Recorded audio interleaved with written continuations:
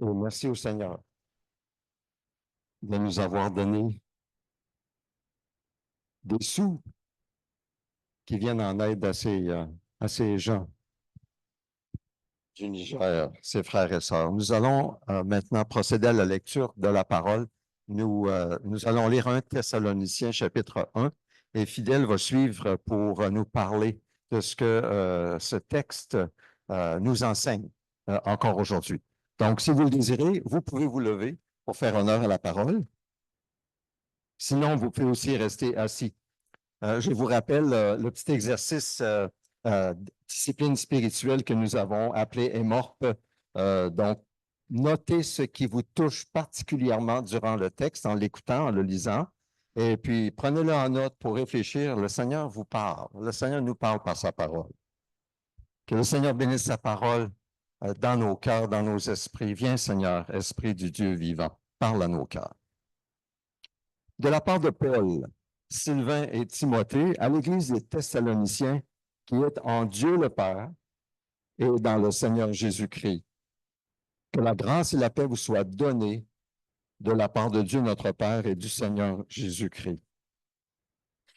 Nous disons constamment à Dieu toute notre reconnaissance pour vous tous, en faisant mention de vous dans nos prières.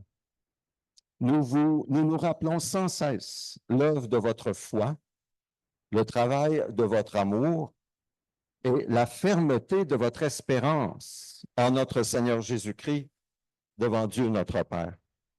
Nous savons, frères et sœurs, aimés de Dieu, qu'il vous a choisis, parce que notre évangile ne vous a pas été prêché en parole seulement, mais avec puissance, avec l'Esprit Saint et avec une pleine conviction. Vous savez en effet comment nous nous sommes comportés parmi vous à cause de vous. Vous-même, vous êtes devenus nos imitateurs et ceux du Seigneur en accueillant la parole au milieu de grandes difficultés avec la joie du Saint-Esprit. Ainsi, vous êtes devenus un modèle pour tous les croyants de la Macédoine et de l'Achaïe. En effet, non seulement la parole du Seigneur a retenti depuis chez vous en Macédoine et en Achaïe, mais c'est aussi partout que votre foi en Dieu s'est fait connaître, de sorte que nous n'avons pas besoin d'en parler. De fait, on raconte à notre sujet quel accueil nous avons eu auprès de vous et comment vous vous êtes tournés vers Dieu en abandonnant les idoles pour servir le Dieu vivant et vrai et pour attendre du ciel son Fils qu'il a ressuscité, Jésus, celui qui nous délivre de la colère à venir. Vous pouvez vous asseoir. Fidèle?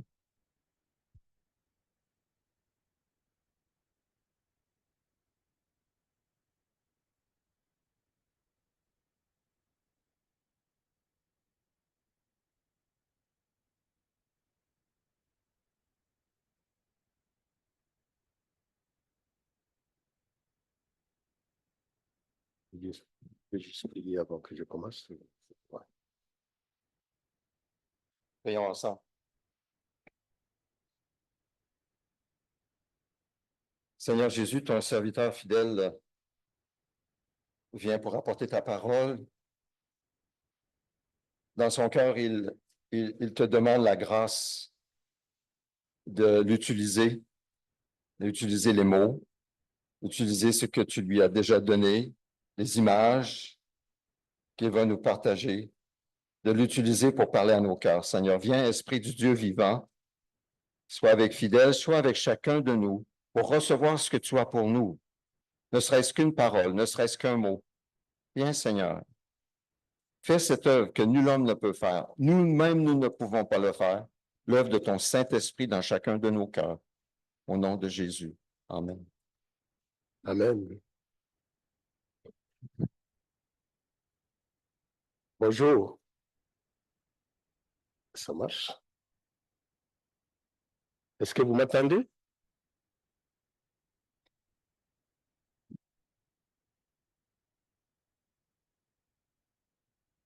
En commençant, Victor disait que Je pense que pour moi, c'est aussi une grande surprise parce que j'étais censé prêcher en l'absence du pasteur. Et maintenant, je me retrouve prêcher à la présence de deux pasteurs. Celui qui était le premier pasteur ici, et puis le pasteur actuel.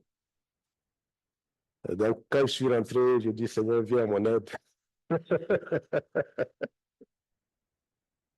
Parce que le sujet dont je vais parler aujourd'hui, ce n'est pas aussi facile de parler de l'Église idéale. Vous avez certainement souvent entendu parler de cette anecdote de ce jeune chrétien qui allait rencontrer son pasteur pour lui dire qu'il est à la recherche d'une église parfaite, où il veut fréquenter une église parfaite. Et il a donné toutes sortes d'arguments pour dire que certainement l'église à laquelle il était actuellement n'était pas parfaite. Ce n'était pas à son goût. Et le pasteur lui a dit de partir chercher. Quand il va trouver une église parfaite, de venir l'informer. Mais il a ajouté aussi, quand tu vas trouver cette église parfaite-là, n'y entre pas. Parce que si toi tu y entres, elle ne sera plus parfaite. Je sais, certains d'entre nous, nous avons certainement eu à faire cette démarche, à chercher, à trouver une église parfaite. Mais entre vous et moi, nous savons que ça n'existe pas. Parce que l'église, c'est fait de personnes imparfaites. Des personnes imparfaites qui se rencontrent. Et c'est ça qui fait l'église. Chercher l'église parfaite, c'est comme vouloir aller dans un hôpital, aller trouver que tous ceux qui sont dans l'hôpital sont en bonne santé.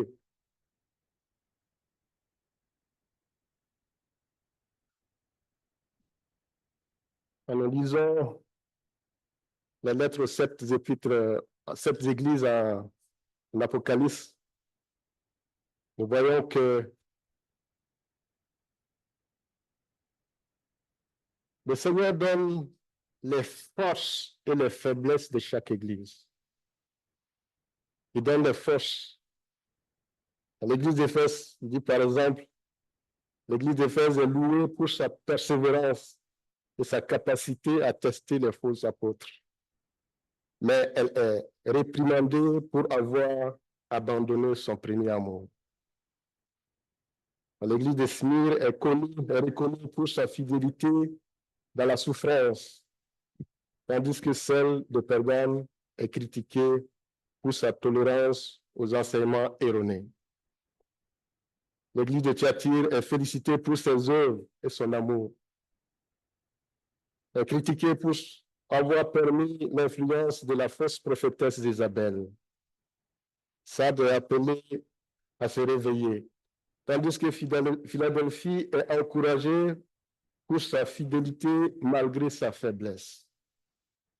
Laodicée est sévèrement réprimandée pour sa tiédeur et son illusion de richesse spirituelle. Chaque assemblée, chaque église a ses forces et ses faiblesses. Ce qui est important, c'est de continuer dans ce sens, à garder ses forces et travailler sur ses faiblesses. Quand nous regardons cette église, nous reconnaissons qu'ils n'étaient pas toutes parfaites, mais ils continuaient toujours dans l'œuvre du Seigneur. L'église, quand je parle d'église idéale dans mon titre, je vais faire référence à l'église de Thessalonique, une jeune église. Paul est allé à Thessalonique, je pense qu'il est resté peut-être moins d'un an dans cette ville pour prêcher. Après, ils devaient partir. Ils devraient fuir parce qu'ils avaient déjà commencé à, à rendre la vie difficile aux chrétiens là-bas. Mais quand nous regardons de quelle manière Paul loue cette église, cette jeune église, et c'est pour cela, aujourd'hui, je veux seulement faire ressortir 4 caractéristiques qu'avait cette église. Elle était composée de personnes élues, des personnes exemplaires, des personnes enthousiastes à présenter l'évangile aux autres. Et c'était des personnes pleines d'espérance et du retour du Seigneur. S'il y a quelque chose que j'aimerais qu'on sorte avec cet après-midi, c'est ces caractéristiques-là.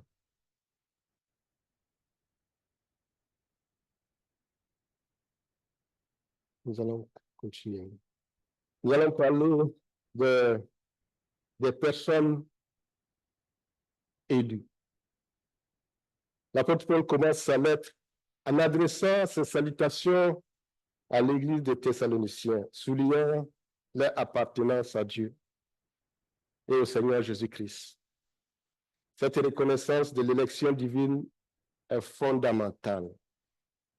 Si nous sommes ici, ce qui est fondamental pour tout un chacun de nous, c'est le fait de faire partie de cette famille de Jésus-Christ.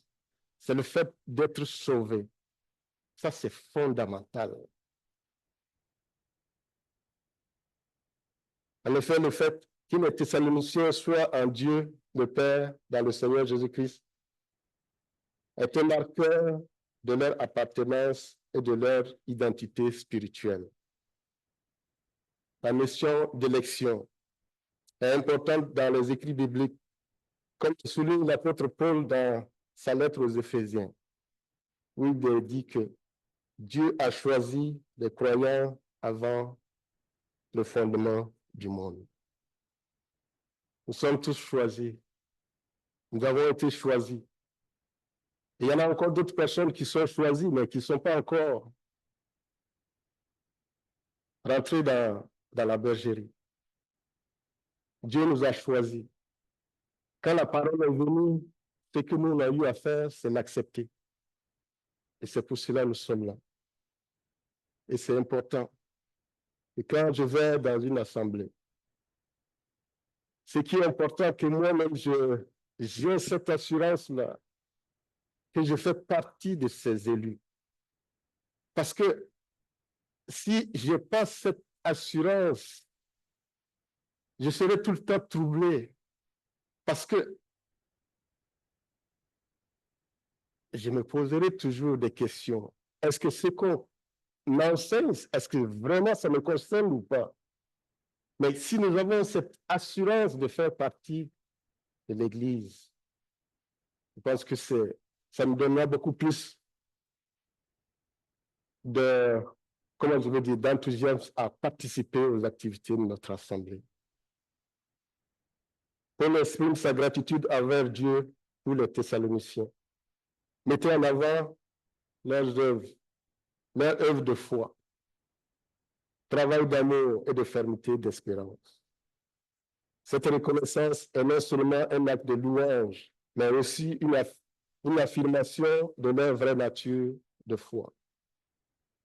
Les Thessaloniciens sont décrits comme des modèles de la foi vivante, qui, malgré les épreuves, démontrent leur engagement envers Dieu. Cela contraste avec les conditions des églises que nous avons décrites à tout temps, des églises dans l'Apocalypse, où la fidélité et la pureté de l'enseignement sont parfois compromises.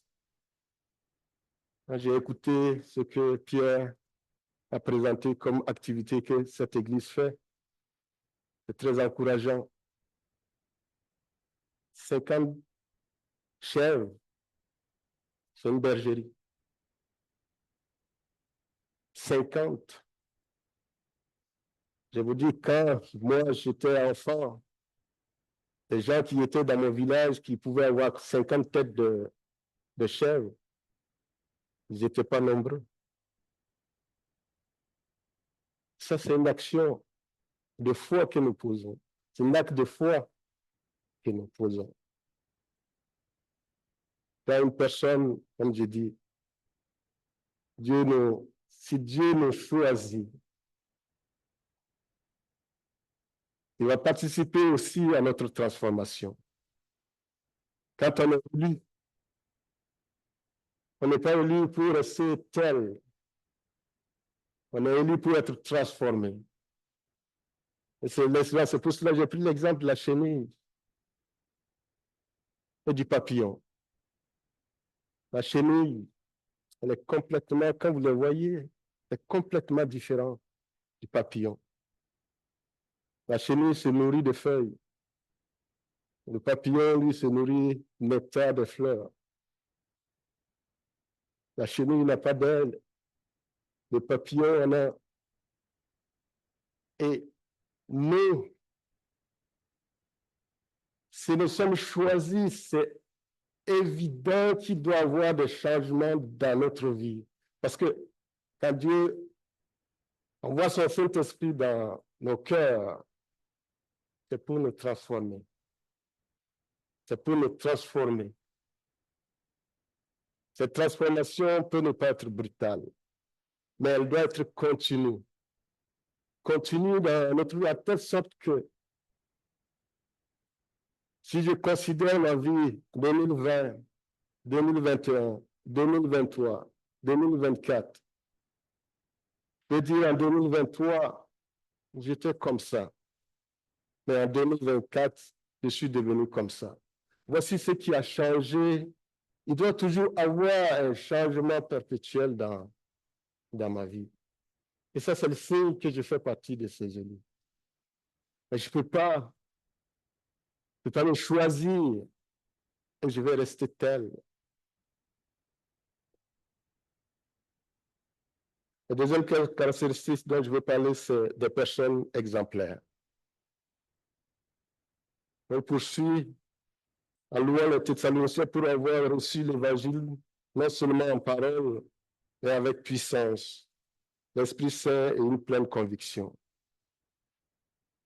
Cette réception est le reflet d'une foi authentique, marquée par la transformation intérieure et l'expérience directe de la puissance de Dieu. Le modèle de foi des Thessaloniciens est remarquable, car ils ont accueilli la parole au milieu des grandes difficultés, ce qui démontre une profondeur de conviction et un engagement face aux adversités. Quand ils ont reçu la parole, ce n'était pas de moments favorables. Paul était obligé de quitter la ville parce que sa vie était en danger. Mais ils ont accepté à cette période difficile cette parole. Les Thessaloniciens sont devenus des imitateurs de Paul et du Seigneur. Un fait qui les rend dignes d'être des modèles pour d'autres croyants. Leur exemple de foi et de persévérance est comparable à ce qui est souligné dans Hébreux 13:7, où les leaders de l'Église sont encouragés à imiter la foi des saints. Nous avons des gens que nous pouvons imiter. Les gens thessaloniciens, ils ont imité Paul et Jésus-Christ. Ils ont reçu la parole et ils l'ont suivi. Ils n'ont pas seulement, ils ne se sont pas contentés de le recevoir, mais ils ont suivi comme c'était des disciples. Ils suivent leur maître. Ils sont derrière lui. Et nous avons vu que par leur foi a été un exemple pour d'autres communautés. Leur foi, ça a retenti dans toute la région. Donc, nous aussi, nous sommes appelés à être des exemples. Des exemples dans notre façon, que ce soit dans notre façon d'agir, notre façon de vivre, notre façon de présenter l'Évangile. Nous sommes appelés à être des personnes exemplaires. Raconter l'histoire d'une équipe d'évangélisation qui est allée dans un village pour évangéliser. Et comme ils sont arrivés, ils sont allés rendre visite d'abord au chef du village. Et ils se demandaient s'ils ont cherché à voir les nouvelles du village. Le chef a dit que tout se passe bien. Et avec curiosité, ils ont demandé au chef du village comment ça va l'église de son village. À vrai dire, le chef du village, ce n'était pas un chrétien. Et ils ont été surpris quand le chef du village les a dit, je ne vois vraiment pas de différence entre la façon de vivre des gens qui sont chrétiens ici et ceux qui ne le sont pas.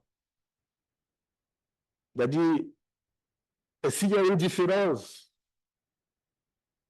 c'est que la différence est que ce que les non-chrétiens font publiquement aussi au vu de tout le monde, les chrétiens le font en cachette. Donc, alors que dans ce village, le même d'église devait être un exemple. Et nous sommes appelés à être un exemple où nous sommes. Où nous sommes, ici à Québec, dans notre famille, dans notre lieu de travail, partout où nous passons, nous devons être ces exemples. La troisième caractéristique, des personnes enthousiastes. L'enthousiasme des Thessaloniciens est notable car la parole du Seigneur a retenti non seulement en Macédoine et en Achaïe, mais leur foi en Dieu s'est répandue partout. Cette dynamique d'expansion et d'impact est le résultat de leur enthousiasme sincère et de leur dévouement à la mission chrétienne.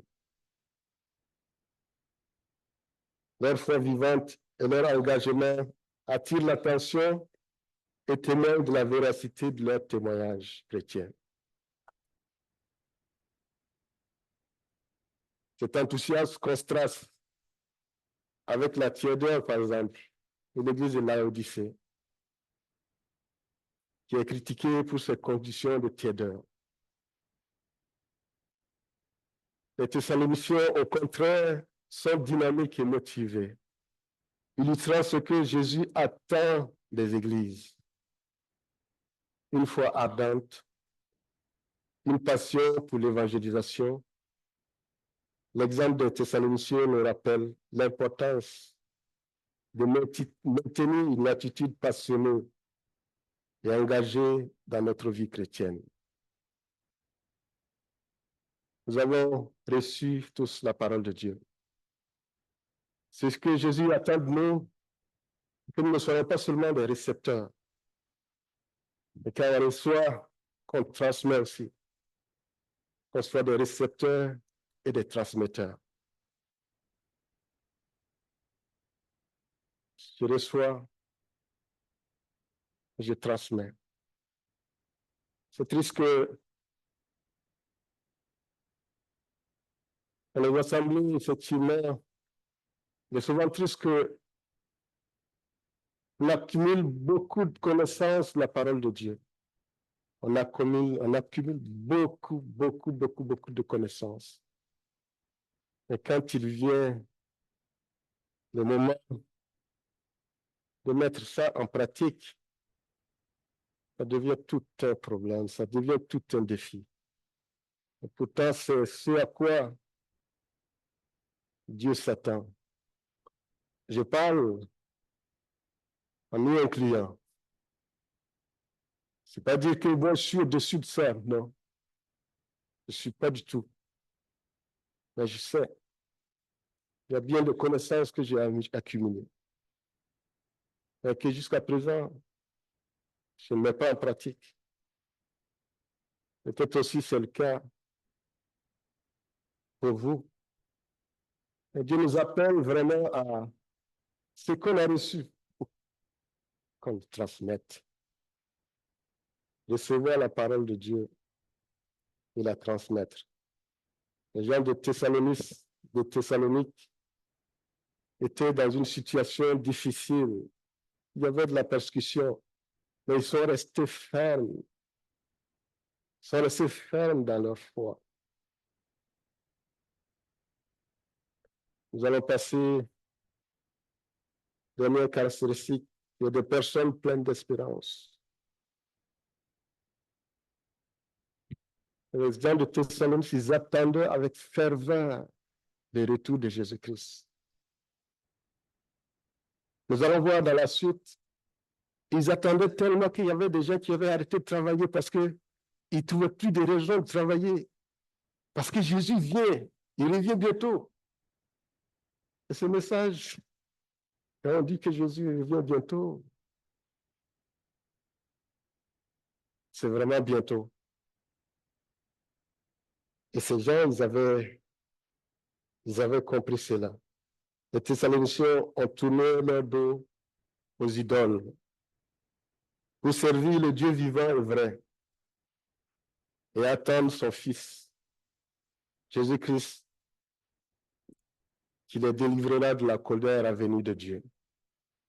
Leur espérance est fondée non seulement sur la foi en Dieu, mais aussi sur l'attente du retour du Christ. Cette espérance est essentielle à la vie chrétienne. Comme le souligne Paul dans 1 Corinthiens 5,15, où il indique que si notre espérance en Christ n'est que pour cette vie, nous sommes les plus misérables des hommes. Si notre espérance, c'est juste pour ce qui se passe sur la terre ici, nous sommes les plus misérables. Misérables. Plus malheureux. L'espérance du retour de Christ doit être au-dessus de toutes nos espérances. Nous avons tous certainement des espérances. Si je suis malade, j'espère être guéri. Si j'ai des problèmes, j'espère dans le temps que ces problèmes soient résolus. Mais ces espérances sont mineures par rapport à l'espérance du retour de Christ. Et c'est ce qui doit nous motiver.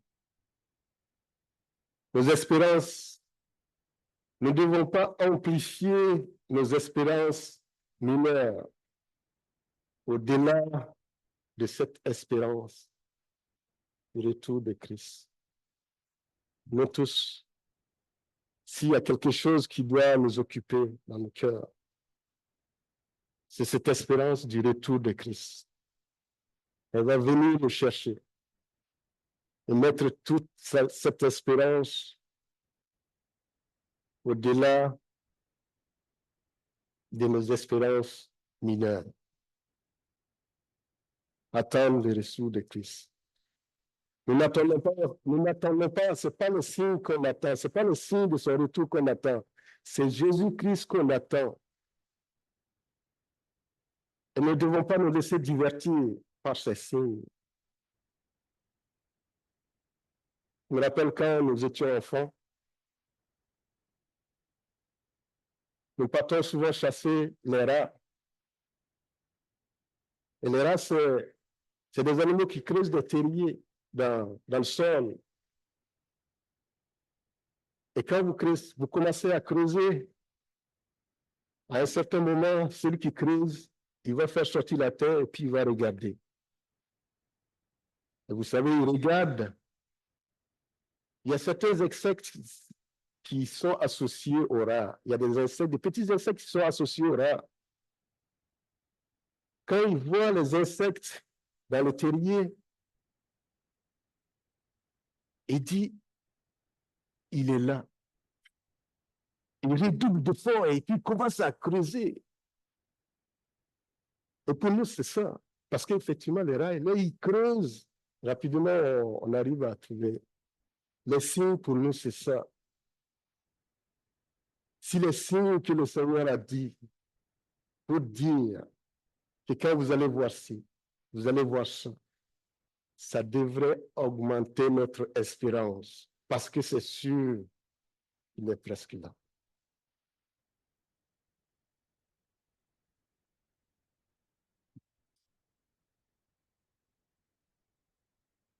En conclusion, la quête d'une Église idéale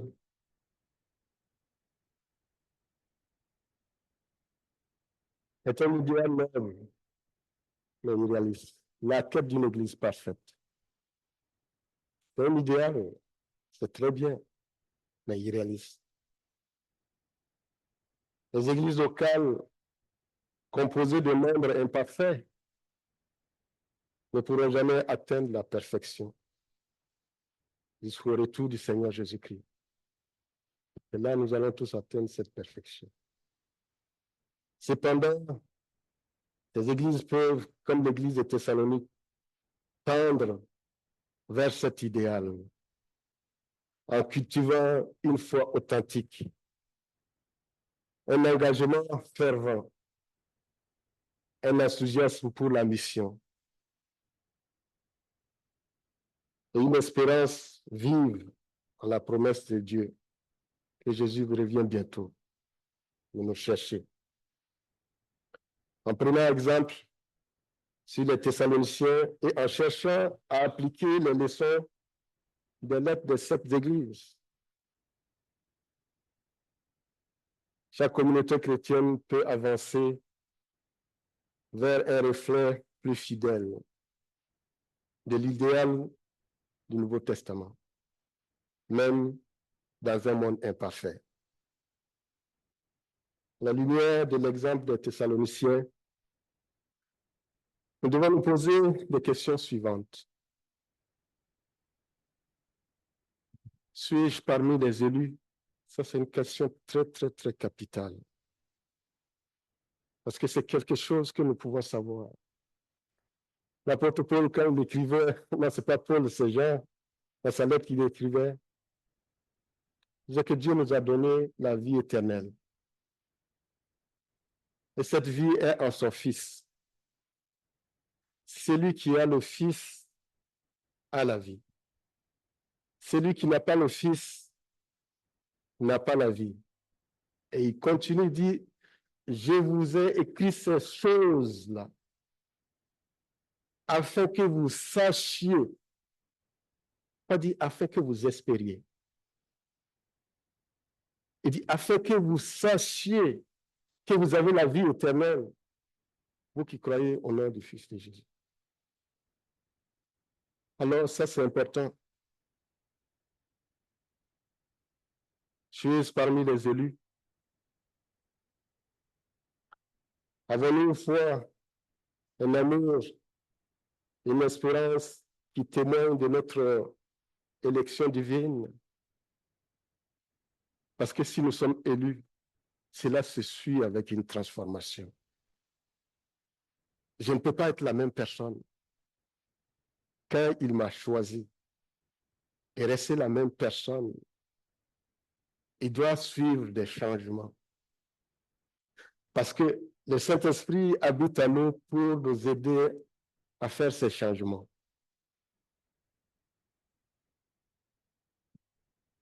Suis-je un exemple pour les autres chrétiens? Accueillons-nous la parole de Dieu avec joie et la vivons-nous pleinement. Suis-je enthousiaste à présenter la parole de Dieu aux autres? Partageons-nous l'Évangile avec passion et conviction? Et c'est comme je le dis encore, si je pose ces questions, ces questions aussi me concernent.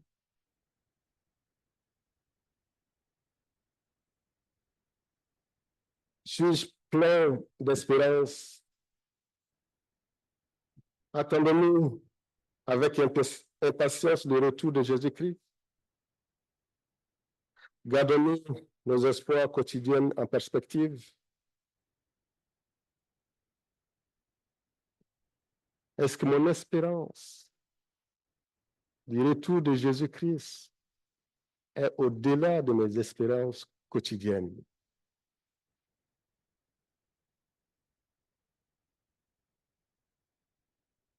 Comme je l'ai dit entre-temps, Dieu nous a appelés à mettre en pratique sa parole. Trop souvent, nous nous contentons d'accumuler des connaissances sans les transformer en action. Nous devons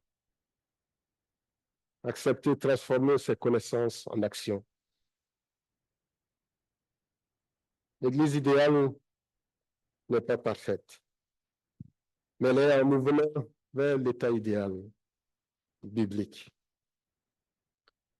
Vivante, active, pleine d'espoir en Christ. Puisse notre Église refléter ces qualités, que nous soyons des instruments entre les mains de Dieu pour son œuvre dans le monde. Que le Seigneur nous bénisse.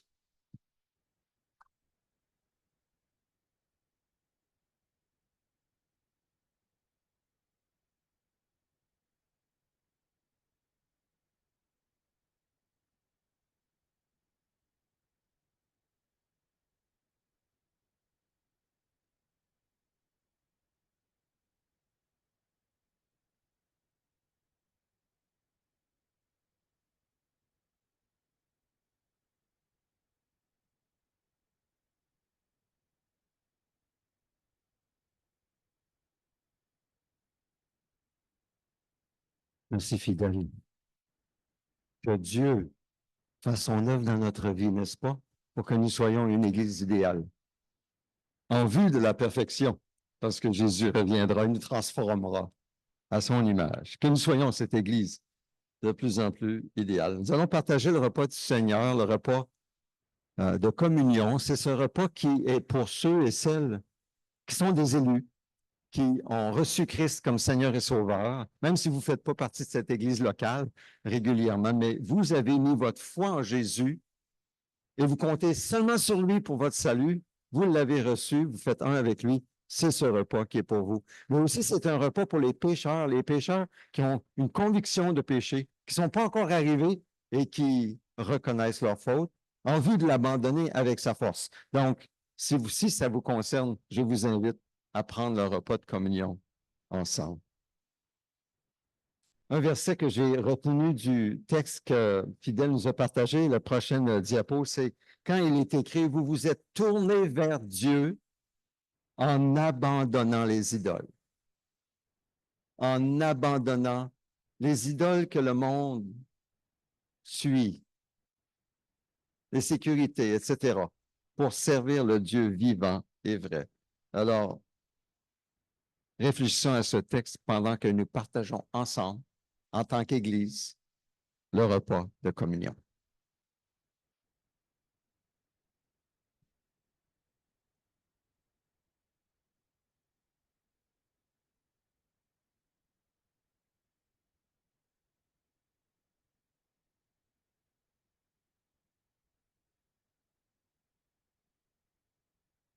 Alors, lorsque vous êtes prêts, vous pouvez venir prendre une coupe ouverte avec un morceau de pain, une coupe fermée, le petit pain est à l'intérieur.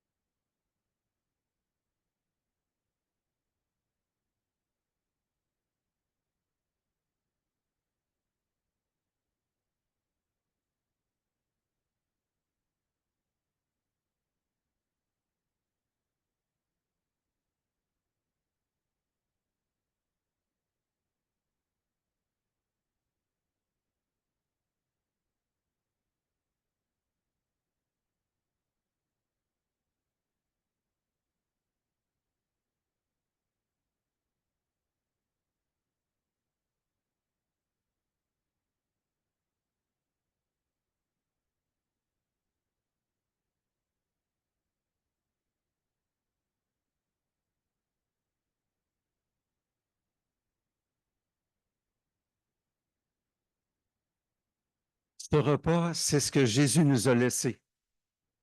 Il n'a jamais écrit de livre, mais il nous a laissé un repas. Prenez-le en souvenir de moi. Prenez-le en communion avec moi et en communion les uns avec les autres, car nous sommes membres de son corps. Et ce que nous partageons, Jésus a dit, ceci est mon corps, ceci est mon sang. Prenons un moment de silence. Confessons nos fautes à Dieu, ce qui vient à notre esprit maintenant. Reconnaissons-les, confessons-les, abandonnons-les avec sa force.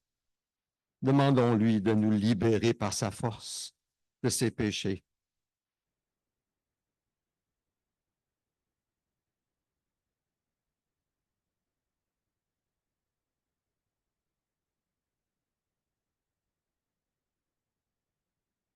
Merci Seigneur, Esprit du Dieu vivant, de nous éclairer. Nous reconnaissons nos fautes, nous les confessons, nous les abandonnons avec ta force.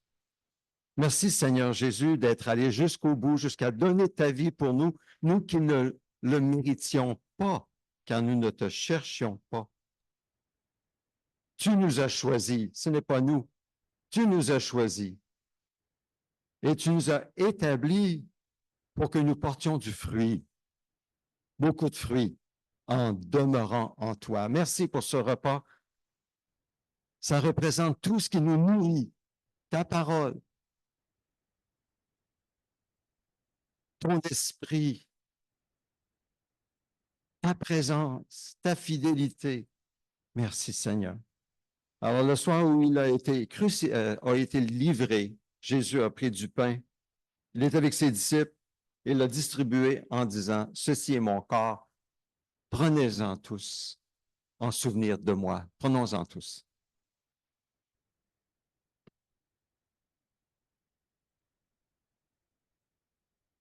Mais ensuite, il a pris la coupe, l'a distribuée entre eux tous en disant, prenez, buvez, ceci est mon sang, le sang de la nouvelle alliance.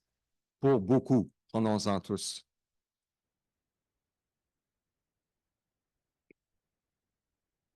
Seigneur, quelle grâce, quelle grâce, quelle grâce que tu nous aies choisis.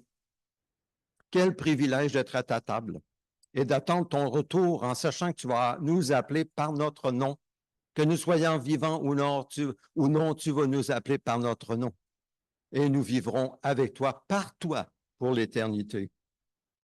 Seigneur, basé sur ce que nous avons entendu de notre frère fidèle, puissions-nous saisir et mettre en pratique par la puissance de ton esprit dans ta grâce ce que tu nous dis dans ta parole aujourd'hui. Et ce, afin que nous soyons transformés à l'image de la chenille qui devient un papillon.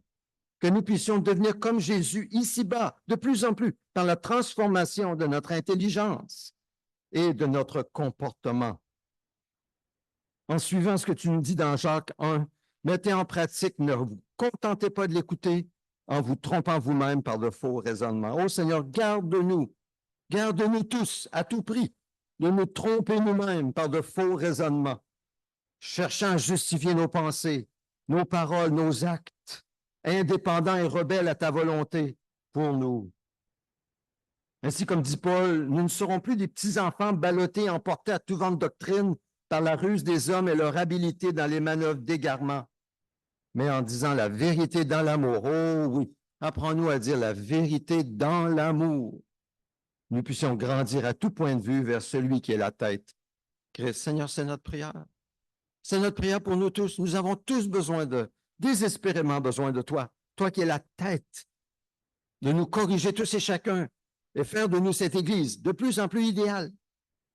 Seigneur, nous te demandons pardon, sincèrement pardon pour nos péchés. Et nous recevons ton pardon en Jésus-Christ, en partageant ce pain et ce jus ensemble. Nous recevons ton pardon, nous l'acceptons et nous te rendons grâce. Seigneur, donne-nous maintenant de ne plus faire les mêmes péchés en vivant ta vie en nous. Saint-Esprit de Dieu, tu as cette force en nous par ta présence en nous de communiquer la vie de Christ en nous, la puissance sur le péché, de nous donner cette victoire continuelle sur les tentations qui nous assaillent constamment. Seigneur, je crois que c'est la raison pourquoi tu habites en nous. comme l'a dit Fidèle tout à l'heure. Pardonne nos fautes, Seigneur. Pardonne aussi nos fautes envers ceux que tu places dans nos vies pour nous changer afin que nous soyons de plus en plus comme toi. Pardonne nos fautes envers eux. Ces bien-aimés que tu mets dans nos vies. Viens transformer nos relations, toutes nos relations par ton amour et ta vérité envers nos enfants, envers nos parents, envers nos cousins, cousines, envers nos voisins, les collègues de travail. Rétablis des relations brisées. Seigneur, tu es le maître pour rétablir des relations brisées, pour réconcilier. Nous te le demandons, Seigneur. Fortifie nos relations superficielles, qu'elles soient plus profondes. Établis des relations nouvelles qui serviront à l'avancement de ton règne. Merci pour ces relations avec ces gens qu'on n'a même pas vus au Niger. Puisses-tu, Seigneur, les développer. Et comme tu dis dans ta parole, libère-nous de nos idoles. Oh oui, on en a tous, selon le moule de ce monde, nos vanités, nos folies. Et fais de nous des gens remplis de sagesse, d'amour et de force, dans ce monde dans lequel nous sommes, qui ne met pas en valeur justement ces forces qui viennent de toi, que nous puissions ainsi être des lumières et influencer les autres vers toi dans l'humilité et dans l'amour. Seigneur, nous voulons voir ta gloire dans nos vies. Nous renonçons à nous-mêmes, à nos efforts personnels. Nous mettons notre foi en toi. Pour notre assemblée, Seigneur, donne-nous tout ce dont nous avons besoin pour voir ta gloire. Et change notre cœur afin qu'il soit généreux, vraiment généreux de notre temps, généreux de nos dons, généreux de notre énergie, généreux de notre argent, qui en fait est ton argent que tu mets dans nos mains pour que nous le gérions.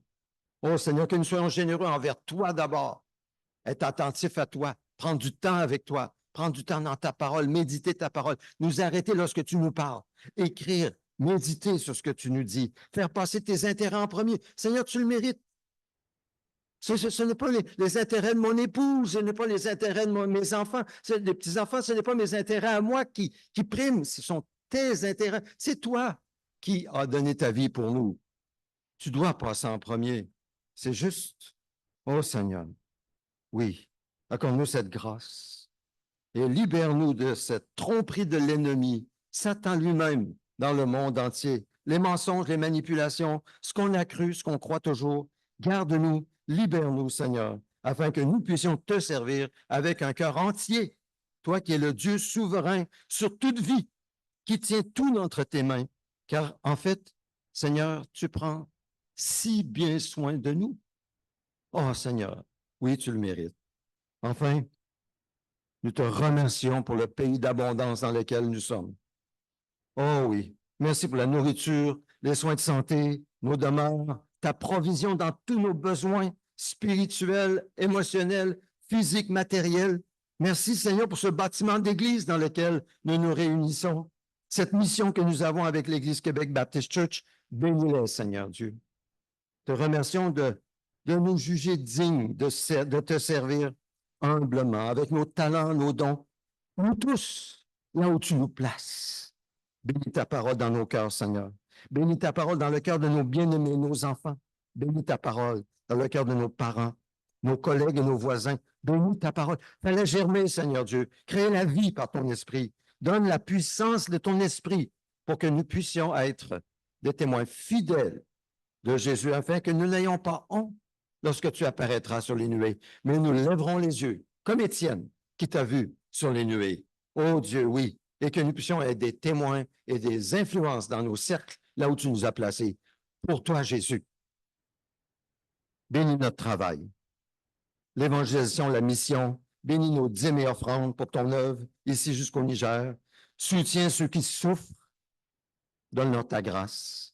Soutiens les faibles, les démunis, les laissés pour compte. Soutiens-les, guéris les malades, malades spirituels, émotionnels et physiques, pour ta gloire, Jésus. Et protège-nous de tout mal. Nous te le demandons au nom de Jésus. Et l'Église dit Amen. Levons-nous ensemble pour prier la prière que le Seigneur nous a enseignée lentement. Notre Père céleste, que la sainteté de ton nom soit respectée, que ton règne vienne, que ta volonté soit faite sur la terre comme au ciel. Donne-nous aujourd'hui notre pain quotidien. Pardonne-nous nos offenses, comme nous aussi nous pardonnons à ceux qui nous ont offensés. Ne nous expose pas à la tentation, mais délivre-nous du mal et du malin, car c'est à toi qu'appartiennent dans tous les siècles le règne, la puissance et la gloire. Amen. Et la prière pour notre Église cette année, ô Dieu, fais de nous un puissant phare de Dieu à Québec, éclairant les ténèbres jusqu'au Niger. Que chacun reçoive aujourd'hui la lumière de ta parole par le Saint-Esprit pour marcher par l'Esprit et non la chair. Louer et adorer Dieu en esprit et en vérité, afin de connaître et approfondir la vérité qui est Jésus, dans le but de briller par le témoignage de Jésus, localement et mondialement, que nous soyons consacrés, mis à part, séparés du péché, livrés à Dieu, pour vivre pour Dieu en Jésus. Amen. Concernant les dîmes et offrandes, que chacun donne comme il l'a décidé dans son cœur, sans regret ni contrainte, car Dieu aime celui qui donne avec joie. Seigneur, c'est avec joie que nous t'offrons nos dîmes et nos offrandes. Merci de nous donner ce que tu nous donnes. Merci pour la foi que tu nous donnes et merci de la transformation afin de faire de nous des personnes généreuses pour toi d'abord et les autres ensuite, au nom de Jésus. Amen. Puis vous asseoir, quelques annonces et nous terminons. Un aperçu très bref, rapide de la formation. Cet automne, on est au mois d'août déjà. Et il faut commencer déjà à parler en septembre, à penser en septembre. Alors, un aperçu, juste très bref, les prédications. Je vais apporter un message, une série sur... Ça va être de plus en plus pratique, les prédications que nous allons apporter. L'emphase est sur la mise en pratique, l'application de la parole. Donc, marcher et servir selon l'esprit. C'est la série qui s'en vient en septembre, octobre, probablement novembre. Nous allons apprendre à comment marcher par l'esprit, comment ça se vit dans la vie de tous les jours, comment servir selon nos dons. Qu'est-ce qui nous empêche de marcher selon l'esprit? Je vais développer ces choses-là. Groupe de renouveau. Si ça vous intéresse, vous avez entendu parler du renouveau dans l'Église. Il y aura des groupes le dimanche matin. C'est sur Zoom. Alors, si ça vous intéresse, venez m'en parler. Nous allons avoir des rappels. Je vous enverrai aussi par courriel. Maison de prière. Nous continuons à développer notre maison de prière. Bienvenue les mardis midi, mercredi soir 19h, etc. Les sommets de prière vont continuer. L'étude biblique va continuer le jeudi soir à 19h avec Fidèle. L'épître de Paul aux Romains va continuer le jeudi soir. Les églises maisons, joignez-en une, soit au centre-ville, soit à Sainte-Catherine, la Jacques-Cartier, ou débutez-en une avec notre concours, sans savoir que nous puissions être avec vous pour prier. 2 conférences s'en viennent pour les femmes et les hommes le même jour, le même samedi, 21 septembre. Les femmes seront à Lévis, pendant que les hommes seront à Neuchâtel. Prenez note, 21 septembre. Jésus 101 pour les débutants. Vous connaissez peut-être quelqu'un qui n'est pas prêt vraiment à venir à l'Église, il n'est pas prêt encore à mettre sa foi en Jésus, mais il est intéressé à connaître plus qu'est-ce que Jésus. Il a ses intérêts spirituels, il a ses idées. Alors, j'aimerais ça que débuter un petit groupe sur Zoom ou en présence pour discuter de Jésus. Jésus 101, ce que Jésus dit de lui-même. Et enfin, si tu désires le baptême ou être membre, viens me voir pour que nous puissions passer à l'action. Voilà, c'est pour un aperçu de la formation en septembre. Alors, ensuite, mardi midi en prière. Cette semaine, c'est en présence et sur Zoom, puisque je suis présent. Mercredi soir, c'est sur Zoom seulement pour la prière. Le jeudi, bien, alors, c'est reporté pour l'étude biblique. Mais l'Église Maison du Centre se rencontre chez Georges vendredi soir à 19h. C'est au 990 avenue Bourg-Lamarque, appartement 1103. Vendredi, 19h. Bienvenue à tous. La conférence pour les femmes, 21 septembre. Alors, il faut s'inscrire auprès de Christine Bilodeau, mesdames. Ne tardez pas, les places peuvent être limitées. Alors, il faut s'inscrire auprès de Christine Bilodeau. Pour les hommes, il n'y a pas besoin de s'inscrire, sauf, oui, sur hommedeparole.ca. C'est là où on s'inscrit. Pour les hommes, conférence des hommes, 21 septembre. Et voilà, et nous arrivons, je pense, oui. Alors, en complément à ce que nous offrons en tant qu'Église, on offre différentes choses. Parfois, c'est bien d'autres choses encore qui se vivent autour, et nous, on n'est pas contre ce qui se vit autour. il y a un organisme qui s'appelle la Ligue pour la lecture de la Bible. La succursale vient d'ouvrir à Québec. En fait, l'inauguration aura lieu le 31 août de 10 à 16 heures. Vous êtes les bienvenus pour l'inauguration au 340 avenue Montmartre à Québec, au centre-ville, en basse-ville de Québec. Voilà. Alors, je vous encourage à aller voir à cette inauguration. Est-ce qu'il y a d'autres annonces? Oui. Jean et Élisabeth qui sont avec nous, j'aimerais prendre les 2 dernières minutes avant la bénédiction. Je veux inviter Jean et Élisabeth à venir en avant, juste pour que nous puissions bien les voir. C'est comme on dit, la visite rare. Et ça vaut la peine qu'ils soient présentés. Alors, un peu d'histoire pour ceux qui ne le savent pas. Jean et Élisabeth sont les pasteurs ou le pasteur fondateur de cette assemblée, qui a 37 ans. Notre assemblée a 37 ans. Elle a débuté à Sainte-Foy. Même tantôt, Pierre a fait un petit lapsus. Il a appelé l'Église de l'Alliance de Sainte-Foy. Probablement, Jean, c'est à cause de toi. Alors, c'était à Sainte-Foy au début. Et là, maintenant, on appelle l'appel de Québec. Alors, un peu d'histoire. En 1987, l'Église évangélique Belvédère, qui est toujours là, mais maintenant occupée par l'Église réformée de la capitale.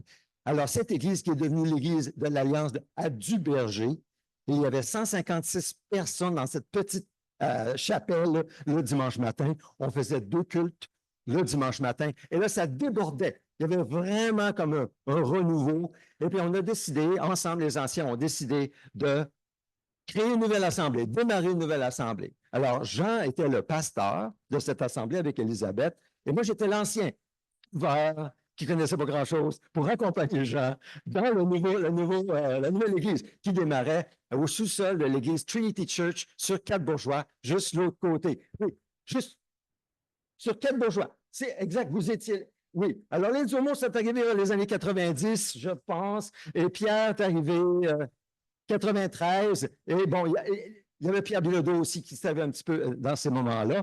Et puis en 88, le Seigneur m'a appelé avec mon épouse. Nous avons déménagé à Regina pour étudier la Bible. Je suis devenu pasteur. Je suis venu en 93. L'Église continuait. Moi, j'étais à ce moment-là sous le pasteur principal de l'Église de Belvédère pendant 2 ans et demi. Et là, Jean, en 95, il va aller faire un doctorat. Il laisse le ministère pastoral. Puis à ce moment-là, j'arrive en 96 pour être le pasteur de cette Église. Et je suis toujours en service dans cette Église. Alors, ça vous donne un petit tableau de l'histoire de notre belle assemblée. Pas une Église parfaite, mais une Église peut-être idéale. Alors, Jean, je vais te donner l'occasion, Élisabeth, si tu veux parler aussi, juste dire un mot, ce qui vient spontanément. Ce n'est pas prévu, il n'y avait rien de prévu, ni planifié, donc merci. Merci, Claude. C'était vraiment une joie pour nous d'être là. On était jeunes, Claude. Il ne l'a pas dit, mais ce n'était pas des vieux comme ça, là. On était vraiment jeunes. Et ce que on nous a confié dans notre jeunesse, c'est fou, là. Tu ne confierais pas ça aux jeunes d'aujourd'hui, quand même. Ah oui, oui, oui. Ah oui, bon, écoute, l'avenir de l'Église, c'est la jeunesse. On n'est plus l'avenir de l'Église. C'est peut-être chez vous. Mais vraiment, aujourd'hui, quand je réfléchis à ce que ceux de plus âgés que nous ont confié, dans le Seigneur, évidemment, c'est un peu fou. Mais le Seigneur est plus grand que notre folie, n'est-ce pas? Et 37 ans plus tard, il y a une assemblée ici. Alors, vraiment, on est encouragés. Nous étions partis depuis 17 ans pour des raisons de ministère dans la région de Montréal. On est maintenant rentré dans la région ici à Québec, à Port-Neuf plus précisément. Et voilà, c'est là où nous habitons devient notre champ de mission. C'est là que le Seigneur se sert de nous. On ne sait pas trop vers quoi ça va aller, ça va se rendre, mais voilà, on n'arrête pas dans nos vieux jours à être disponible pour le Seigneur. Mais je vous invite, la jeunesse, c'est-à-dire l'avenir de cette Église, est entre vos mains. Et donc, croyez que le Seigneur peut utiliser votre folie, votre audace, votre sens d'appel et de mission. En rentrant tout à l'heure, Isabelle, tu auras connu Alberto, je pense. Je dis, Isabelle, tu as une bonne mémoire, Alberto. Encore très jeune, n'est-ce pas? Voilà. Ça fait partie de la jeunesse. Oui, oui, tu as un peu de gris, mais moi, je ne suis même plus capable de pousser de cheveux. Il ne me reste plus rien, n'est-ce pas? Voilà, la jeunesse. Donc, ce que le Seigneur veut faire et ce qu'il fait à travers cette Église, on est encouragé, on est appuyé. Donc, merci.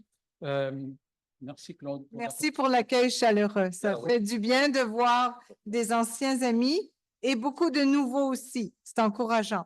Ah oui, on va prier ensemble. Viens, bon, Merci. j'ai un cœur de prier. On va prier ensemble. Levons-nous ensemble. Seigneur, merci pour ta visite surprise et pour ce que tu fais dans nos vies. Seigneur, nous prenons conscience, surtout quand nous vieillissons, jusqu'à quel point ça ne dépend pas de nous. C'est vraiment pas une question de nous, mais de toi et de ton œuvre. Seigneur, Jean nous exhorte la jeunesse.